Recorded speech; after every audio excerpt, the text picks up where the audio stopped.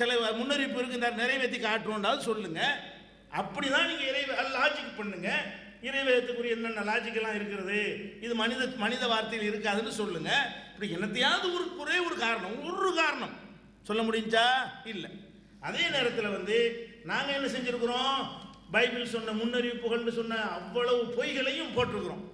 கொஞ்சம் தான் போட்டிருக்கிறோம். சண்டை போட்டு இந்த அவனு கோபமா இருக்காரு என் மேலே வருது. ஏன்னா ஒருத்தரையும் ரெடி பண்ண சொன்னோமா, 650 இதை ரெடி பண்ணி இருக்கிறாங்க ஸ்லைடை. அவங்கள எங்களுக்கு எப்போ தரப்போறிய, நான் நிப்பாட்டி கொடுக்குறேன், இவ்வளோ வச்சிருக்கிறோமா நாங்கள் எப்பள்ளி போடுறதுன்னு சொல்லிட்டு. அப்போ அதில் ஒரு ஆள் விடுபட்டு போயிட்டாரு. அப்போ அவ்வளவு ஆபாசம் கொஞ்சம் தான் சொல்லியிருக்கிறோம். ஆனால் ஒரு முன்மாதிரி காட்டிட்டாங்க. நம்ம தலைப்புக்கு அப்பாற்பட்டு இருந்தா கூட குரானை பற்றி கேட்டாங்கல்ல, அதனால் நம்ம அந்த தலைப்பில் இதையும் சேர்த்து போட்டுக்கலாம். அவங்க மீனா போகிறது இல்லை.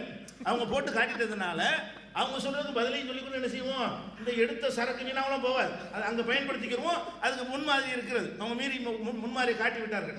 எதுக்கு சொல்றேன்னு கேட்டால், இவ்வளவு பொய்கள், இவ்வளவு முரண்பாடு, இவ்வளவு ஆபாசம். என்ன ஆபாசம், கேட்க சகிக்க உன்னத பாட்டு அந்த கொங்கை மரம் சகிக்க முடியல. அது மாதிரி பெருத்தான்குறி, கழுதை போன்ற ஆண்குறி, குதிரை போன்ற விந்து கேட்க சகிக்கல. அப்போ நுனித்தோலை ஒரு 200 நுனித்தோலை வெட்டிக்கிட்டு வந்தான், நசுக்கல. விதை நசுங்கியவன் கர்த்தர்கிட்ட வரக்கூடாது, தூக்கி பார்க்க முடியுமா, வரக்கூடாது. மனைவியை கண்டுபிடிக்கிறதுக்கு உரியாது. அண்ணன் தங்கை ஜல்சா பண்ணுவது, மாமா மருமகன் ஜல்சா, அப்பா மகள் ஜல்சா. அடுத்தவன் மனைவியோடு தாவுவது போய் இணைஞ்சாரு, உரியாவின் மனைவி அவனை கொலை பண்ணி, அந்த மாதிரியான விஷயம். மகளையே கல்யாணம் பண்ணி கொள்ளு, புத்திரின்னு தான் அதில் வந்திருக்குது. என் ஃபாதர்னா ஏன் பொறுப்பாளராக இருக்கக்கூடாது, புத்திரின்னு வந்திருக்குது. சரியா, புத்திரி தான் அது. கர்த்தர் மல்யுத்தம் கூட தோத்து போய் கடைசியில் என்ன தொடைக்குள்ள கையை விட்டு பிடிச்சது. இதெல்லாம் சொல்லணும். இதில் என்ன உபதேசம், இதில் என்ன நல்வழிப்படுத்துகிறது, இதெல்லாம் சொல்றீங்களே. வேதம் ஒரு மனுஷன் இந்த மாதிரி இருந்தால் புத்தகத்தை படிக்க கூட மாட்டோம். இதெல்லாம் ஒரு புத்தகமா, யாருக்கு தெரியாது இது. அந்த மாதிரி ஜல்சாவில் நாட்டம் உள்ளவனா இருந்தா கூட இதெல்லாம் நமக்கு தெரியாத விஷயமா, நம்ம போய் பண்ணிட்டு போக போறோம்னு சொல்லி இருந்துட்டு போக போறோம். இது ஒரு வேத புத்தகத்தில் சொல்லி கொடுக்குற ஒரு விஷயமா தெரியுதா? அதே மாதிரி கர்த்தர் அம்மனமா நடந்தது, இதெல்லாம் கர்த்தர் நான் அம்மனமா நடப்பேன் கர்த்தரே சொல்லுவார். அந்த வாசகமே சொல்லுது கர்த்தர் வாசகம் இல்லைன்னு. கர்த்தர் ஊழையிட்டது, விஷம் குடிக்கிறது எவ்வளவு அழகா சொல்றாரு. கடுகளவு இருந்தா கூட குடிச்சிடலாம்னு. ஆமா, நம்ம உயிரை விட வேதம் தானே பெருசு. நாங்க எந்த அளவுக்கு இல்ல அவங்க குடிச்சுட்டா என்ன செய்யறதுங்கிறதுக்காக வேண்டி டாக்டர் அவர் சொல்லியிருந்தோம். டாக்டர் எங்க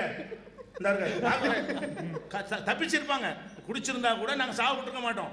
குடிச்சிருந்தா கூட டாக்டர் கண்டிப்பா டாக்டர் நீங்க லீவ் போட்டு வந்துருக்கு, நேற்று அவர் வரல, ஸ்பெஷலா கோட்டா கொடுத்து நெஞ்சம் அவரை வர சொல்லி எப்படியாவது காப்பாத்திருக்கு. அதுக்கு மாற்று மருந்து கையில் வச்சுட்டு இருக்கிறோம். டாக்டரையும் வர சொல்லி மாற்று மருந்தோட உட்காந்துட்டாரு. குடிச்சா கூட உடனே சாவடிச்சிட கூட என்ன செய்யறது, அப்படிலாம் ஏற்பாடு நாங்கள் இருக்கிறோம். உங்களை சாவடிக்க விரும்பல, ஆனாலும் உங்களுக்கு குடிக்க என்ன செய்யல, அது மனசு வரல. குடிச்சா கூட காப்பாற்றப்பட்டிருப்பீங்க. அது ஒரு விஷயம்.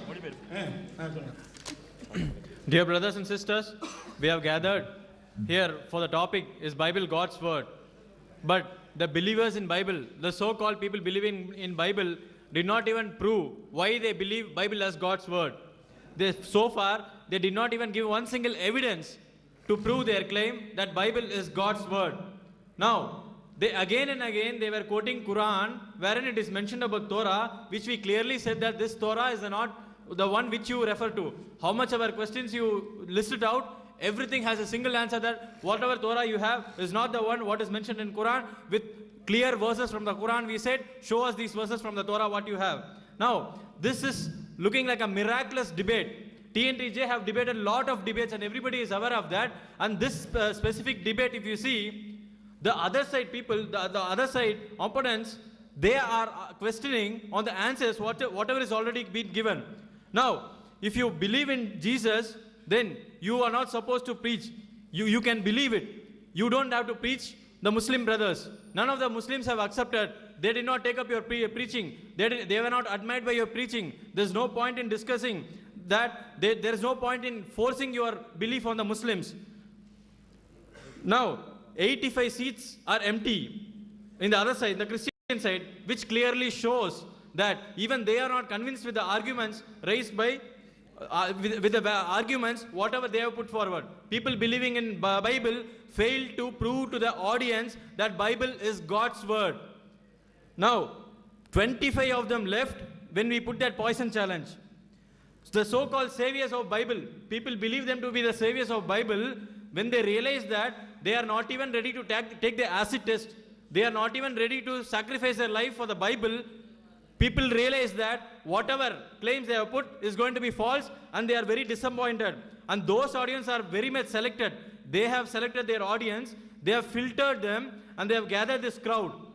Those selected audience themselves are not able to withstand. Now, we have showed lot of prophecies which is falsified. You will have to show at least one prophecy. And we have a doctor to prove that. And they should not be afraid. We assume that in the course of the debate, they may drink poison and it might turn out against us. So for that, we have brought in a doctor so that we'll take care of your lives. But even then, you don't believe in the word of God, and you proved that this is not God's word. Now, in Bible, if you see, there are a lot of unfulfilled prophecies. Now, we have a person who was willing to produce more than 600 slides. He has prepared, and we are sorry that we don't have time for that, because you are raising some unnecessary, irrelevant questions which has to be answered here. Now that you have shown us an example, you have shown us a bad example as to you quoting out of context. So definitely we'll give chance so that our panel will be able to produce the evidence whatever we created here. Now, if you see Bible, it is full of it is filled with obscenities. It has virginity tests. It has incest described in different flavors. Incest between daughter-in-law and father-in-law. Name one relation it will have. And it speaks chopping 200 foreskins cruelly. And it speaks about Yahweh walking naked. Imagine God walking naked. And God walking naked. Such filthy statements are in a so-called Bible, and you fail to prove even one evidence that Bible is God's word. அப்ப நமக்கு தெளிவாக பதில் சொன்னோங்கிறாங்க, ஒன்னொன்னு பதில் சொல்லிட்டோங்கிறாங்க. பதில் ரெண்டு வகை இருக்கு.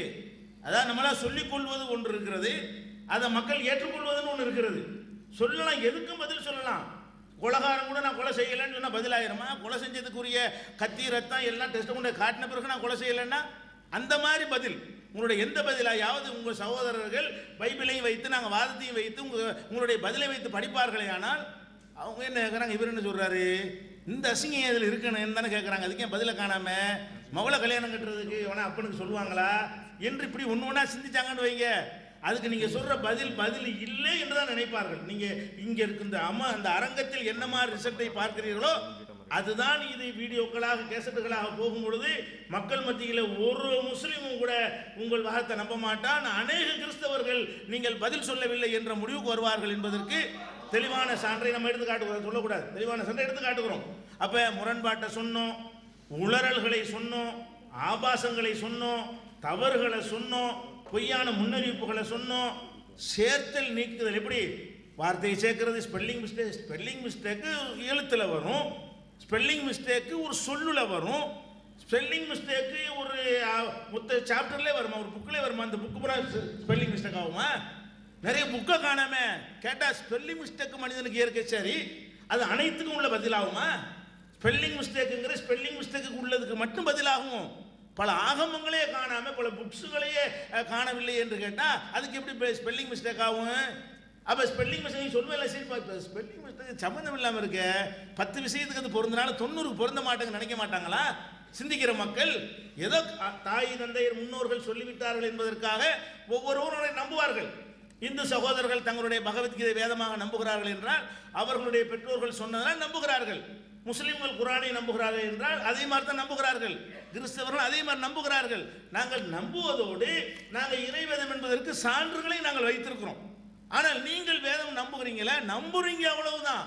ஒவ்வொருவரும் எதை வேண்டாலும் நம்புவார்கள். நம்புவதை தவிர உங்களுக்கு என்ன ஆதாரம் இருக்கிறது? நம்புவதற்கு ஏற்றதாக இருக்கிறதா? அவர் திருத்தினார், இவர் திருத்தினார், அதில் நாங்கள் ரெண்டு மூலப்பிரதியில் இருக்கிறவர் காட்டினா 3000 வச்சுருக்கிறோம் என்பது ப்ளஸ்ஸா மைனஸா? அதாவது 2 மூலப்பிரதி அவர் 2 3 காட்டுறாருன்னு சொன்னால் 3 படித்திருக்கிறார்கள், 3 மட்டுமா இருக்கிறது? அதை ஒரு பொம்பளையை கையை பிடிச்சி இழுத்து விட்டான், தப்பாக சொல்லுகிறார்கள். ஒரு பொம்பளையா இழுத்த 25 பொம்பளையாக இழுத்தா இது எப்படி? இது பாராட்டத்தக்க ஒரு வாதமா? இது நாங்கள் 3 மூலப்பிரதி இருக்கு, 3 முரண்படுது கேட்டால் 3000 இருக்கு என்று அவர் சொல்லுகிறார். 3000 படிச்சலாம் நீங்க? அப்படி இதெல்லாம் பதிலாக நினைப்பாங்களா? கொஞ்சம் நீங்கள் யோசிச்சு பார்க்க வேணாம். நம்ம இது சொல்கிறோமே, நம்மள்ட்ட இது பிஸ்டேக்காக தானே இருக்குது. கேட்டால் என்ன செய்கிறாங்க? நீங்கள் ரெட்ட நிலை எடுக்கிறீங்க. என்ன ரெட்ட நிலை? நீங்கள் தலைப்புக்கு அப்பாற்பட்ட விஷயங்கள் எல்லாம் போட்டு சொல்லி இதையெல்லாம் சொல்ல விடாமல் தவிர்க்க நினைச்சிங்க. அதில் ஓரளவுக்கு வெற்றி பெற்றீங்க. ஒரு காவாசி சொல்ல முடியலை. நாங்கள் தேவையில்லாமல் நுழைஞ்சொழிஞ்சு பதில் சொல்லிட்டு வந்ததுனால சில நேரங்கள் வீணாக போய்விட்டது. ஆனால் முழுசும் நாங்கள் வீணாக்கி விடவில்லை. அதுக்காக நீங்கள் சம்பந்தம் இல்லாமல் போட்டு கேள்வியை ரட்சிப்பு எதனால் கிடைக்கும், இயேசுவை விட்டால் ரட்சிப்பு இல்லை, அதுக்கு தான் தலைப்பிற்கு பேசிக்கிறோமே. உங்க குர்ஆன்ல சொன்னபடி நடந்திருக்கா, அதான் தலைப்பிற்கு பேசிக்கிறோமே. உங்க முகமது நபி சொன்னபடி நடந்திருக்கா, அதுதான் தலைப்பிற்கு பேசிக்கிறோமே. அதுக்குன்னு இருக்கும்போது நீங்க என்ன செய்யுங்க, தேவையில்லாம அனைத்து தலைப்புகளையும் கொண்டு வந்து இயேசுவை தான் ரட்சிக்க வேண்டும், ஒரு இந்த மாதிரி ரட்சிப்பு கொள்கை தான் கரெக்டு, அதை விட கேடுகட்ட கொள்கை இல்லைங்கிற அந்த தலைப்பு நிரூபிப்போம். Dear brothers, they said that whatever they claim to be answers, they in fact blabbered something. That doesn't mean that it is the answer for the question we raised. Answers are in two ways. Either you can answer appropriately or you can just speak something and which you claim that you have answered it. All their answers were like that. When we were showing so many additions, deletions, corruptions in the Bible, they plainly said that it is all spelling mistake. Imagine the spelling mistake in the whole book. We have showed them n number of books missing from the Bible. They never even touched on that topic. They plainly said that it is all because of spelling mistake. Can anybody agree that the whole book is full of spelling mistake? And everybody, whoever were watching, were aware that this is not a valid argument. Everybody was sure that this was not a valid argument. Moreover, whatever they are believing is what their forefathers have believed. Is this the essence of debate? We have gathered here for discussing how do you believe. You will have to prove your stance here. Not that you believe, you are thrusting it to others. Now, are all these arguments appreciable? It is not appreciable. Moreover, you kept on saying that we are showing a double standard. We were not answering few questions which was out of context. You are talking something about salvation, Quran prophecy and Prophet Muhammad prophecy. Everything we have a separate topic to discuss. You don't have to talk about it. அன்புள்ள சகோதரர்களே, நீங்கள் முழுசாக ஆதியிலிருந்து கடைசி வரை படித்தால் என்ன தலைப்பு அது நிரூபிச்சோமா இல்லையா? பைபிள் இறைவேதம் இல்லை என்று சந்தேகத்துக்கு இடமில்லாத வகையில் இது கடவுள் சொல்லி இருக்க முடியாது, நல்ல மனுஷன் சொல்லி இருக்க முடியாது நிரூபித்திருக்கிறோம். அவர்கள் இறைவேதம் என்பதற்கு ஒரு ஆதாரத்தை கூட சொல்லவில்லை. முஸ்லிம்கள் நம்பக்கூடிய வகையிலும் சொல்லவில்லை, நீங்கள் நம்பக்கூடிய வகையிலும் சொல்லவில்லை, பொதுமக்கள் பார்த்து நம்பக்கூடிய வகையிலும் சொல்லவில்லை என்று கூறி பைபிள் இறைவேதம் இல்லை என்று சந்தேகத்திற்கு இடமில்லாமல் நிரூபணமாகிவிட்டது என்று கூறி முடிக்கிறேன். We are affirming that not even single evidence has been produced by the Christians to claim that Bible is God's word, but we have shown n number of evidences to refute it. We have given lot of contradictions from the Bible and we clearly said that God cannot contradict, God cannot have false prophecies, God cannot speak obscene statements.